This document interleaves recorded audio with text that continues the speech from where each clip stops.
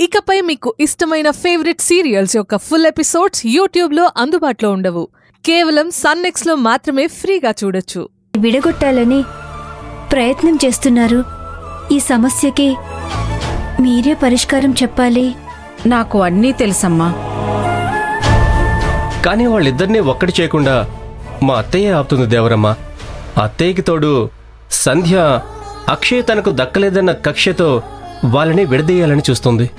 చూడండి, అక్షయ్ని శ్రావణిని ఎవ్వరూ విడదీయలేరు. ఎంత పెద్ద కష్టం వచ్చినా వాళ్ళిద్దరూ ఎప్పుడూ కలిసే ఉంటారు. ఇప్పుడున్న సమస్యకి పరిష్కారం నేను చెప్పాల్సిన అవసరం లేదు. అదంతా శ్రావణియే చూసుకుంటుంది.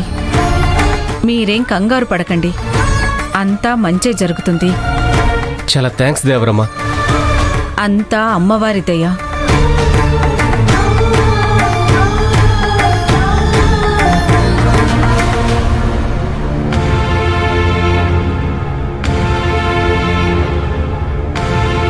నువ్వు చేసిందేం బాలేదు బంగారం. ఏమైంది శ్రీవారు? పిన్ని మాటకి గౌరవించి సంధ్యతో పూజ చేయించుంటే సరిపోయేది. కానీ నువ్వెందుకు ఒప్పుకోలేదు? దానివల్లే పిన్నికి అవమానంగా అనిపించి అక్కడి నుంచి వెళ్ళిపోయింది. శ్రీవారు, ఇంటి కోడలే పూజ చెయ్యాలని అక్కడున్న పెద్దవాళ్ళందరూ చెప్పారు. దేవరమ్మ కూడా చెప్పింది.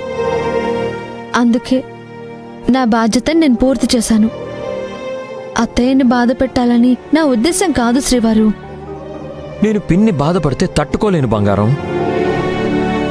పిన్నిని నేను కన్విన్స్ చేశాను కాబట్టి పిన్ని పూజ దగ్గరకు వచ్చింది. నీ వల్ల పిన్ని చాలా బాధపడింది.